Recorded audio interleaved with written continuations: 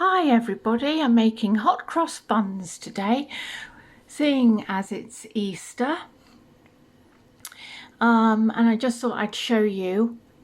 As you know, I'm not great at my maths, and Martin helped me. So what he did was he did 1 cup makes 8 ounces, and half cup makes 4 ounces, and 1/4 cup makes 2.5 ounces, and 3/4 cup makes 2 ounces. So he did this for me, which we keep on the door, so I can go to it when I need to, for my baking. So that's great. Very helpful. So yes, so making hot cross buns today, but I'm going to be making hot cross buns that are a little bit healthier. And I thought I'd just show you that I've got this calorie guide here that I bought from Etsy ages ago. It's actually from the 1970s. Look at this. I love it. I love all these food pictures on, and I thought it would look great on the door. But this is what they ate in the 1970s. Cabbage, tomatoes, boiled potatoes, sweet corn, boiled peas, celery, lettuce, boiled broccoli, runner beans, spinach and carrots. And that's the amount that people ate as well, because they had smaller plates in those days as well. And then you've got the seafood. So all the seafood, I won't go through everything because I'll just bore you, but and then there's all the meat. So all of this. And then there's fruit, strawberries, melon, grapes, apples, bananas, cherries, peaches, blackcurrants, grapefruit and pears. And then there's all the dairy produce here.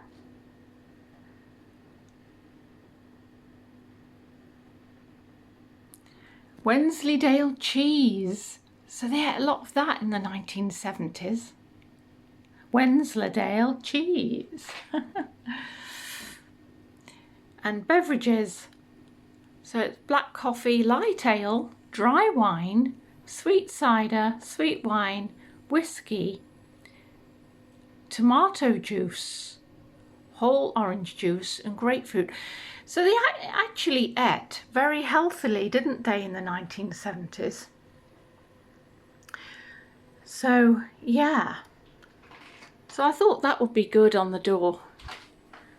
I'm really pleased with it. I love it. So for the hot cross buns, I'm going to be using some lemon peel, some mixed spice, some cinnamon, some Turkish raisins, some Nido full cream milk, some baking powder, gluten-free, some fast action dried yeast, some spreadable lacto-free butter, some sweetener, and some of this as well. And the bun flour is going to be spelt wholemeal flour. And then I've got my measuring cups here, because I'm not great with scales. I don't use scales. I use measuring cups. So yes, so let's get on with making this, shall we? So I've set my timer to 10 minutes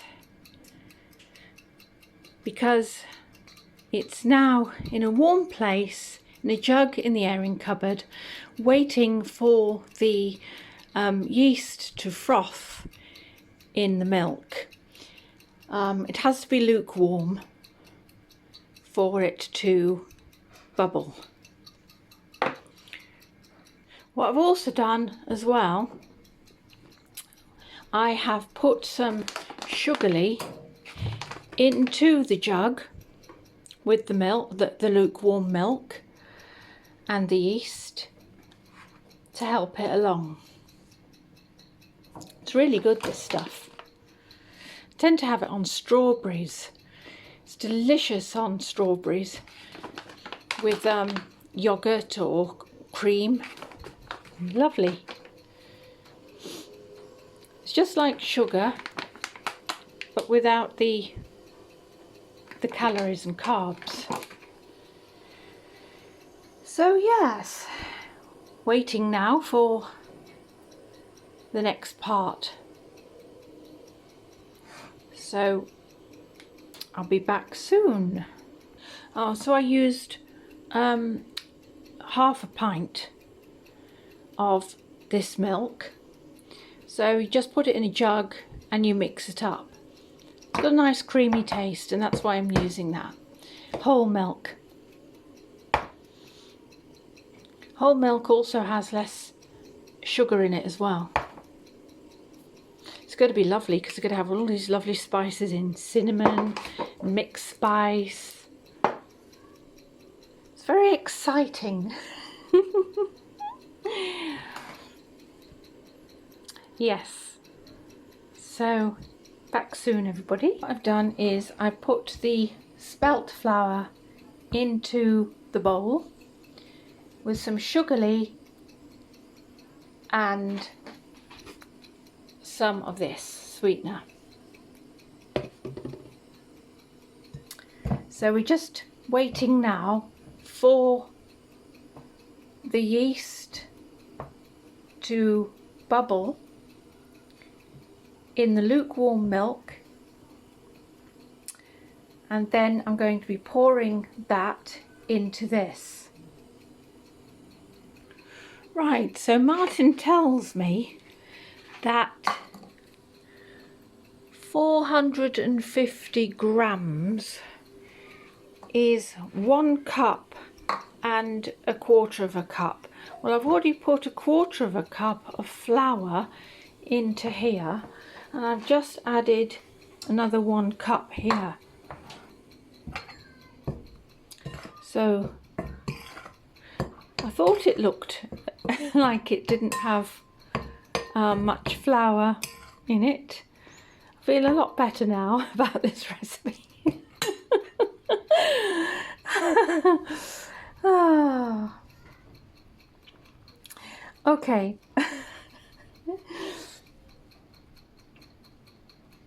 Right, so that's bubbled nicely, and now I'm just going to pour it into the flour mixture and stir it around.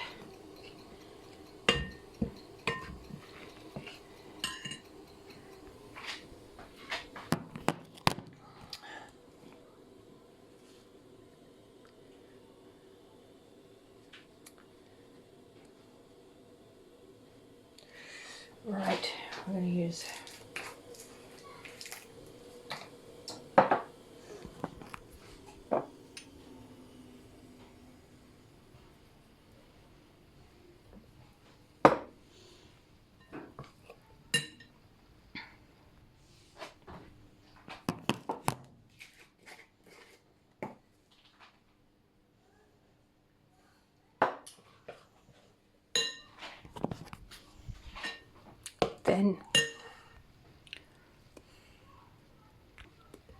then in goes the cinnamon.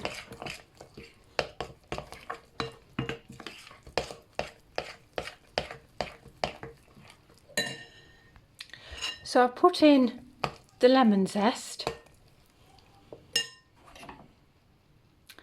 Just use one of these little tools, little zester, to get it off the lemon.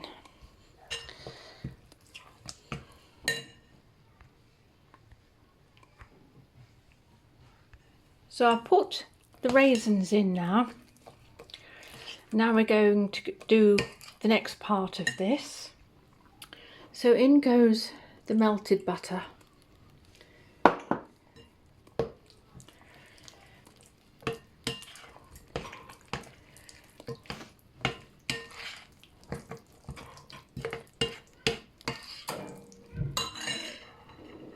Now you can see that it's this consistency, and I've added some more wholemeal spelt flour, but it's still not doughy enough.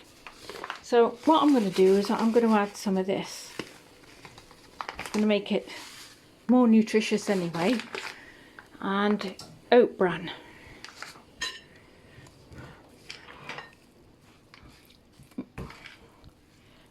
And that's the consistency I want. I want it to go into a dough.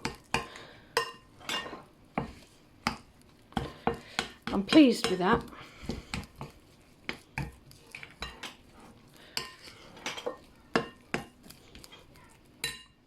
Right, so I've kneaded the dough and now ready to turn into buns. I added some more oat bran to make it more doughy, because in my opinion it was a little bit too soft to knead. So I didn't like that. You'll find that sometimes, you know, cooking things is based on instinct, not just recipes, because sometimes you have to add extra things, and that's what I do. I add extra things. So yeah, I think that looks nice. It's a nice bun mixture. So now what I've done is I've covered it with some cling film, and I've got to take this back into the airing cupboard in a warm place so it can double in size, and I'll be back later. So making the glaze now to go on top of the hot cross buns, and I've just used some Nido milk mixed with a little water, and I've used some sugarly, and I've got to boil this up and then let it go cold and then put it over the buns. And it says put the buns in for 25 minutes, which I have done, and I have also, it says gas but bake at 220. So I've done that. I baked at 220.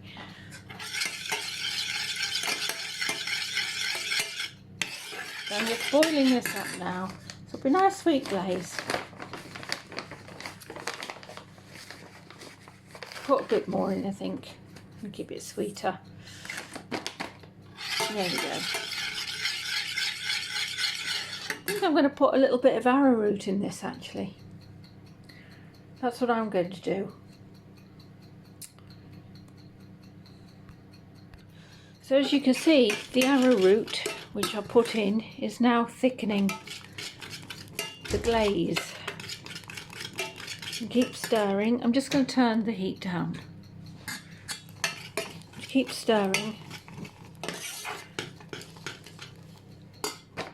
And if it goes too thick, just add a little more water. Easily solvable.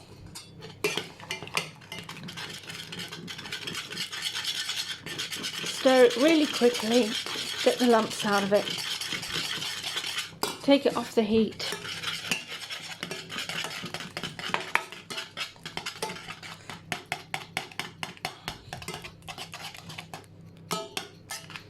Put some more water in it.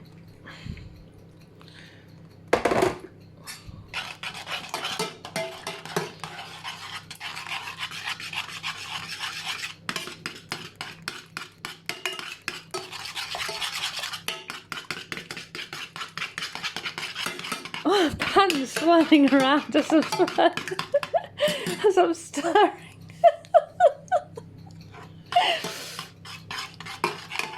Stay still, pan. Oh, take it off there and stir it. There we go. That's better. No, it's still stirring. It's still swirling around. Oh my goodness. Anyway, keep stirring. And a little more water.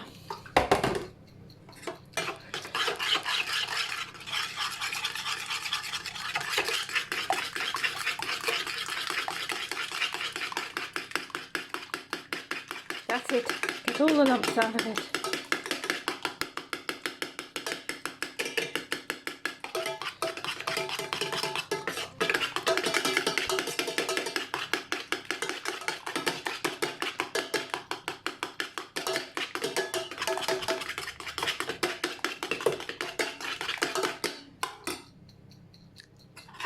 And then a nice glaze that'll just go over the top of the buns. So there we have the finished product of the hot cross buns. Gorgeous texture. You put butter on them. They're more of a rustic kind of hot cross bun. But I would imagine that the traditional hot cross buns would have used something like spelt flour and oat bran.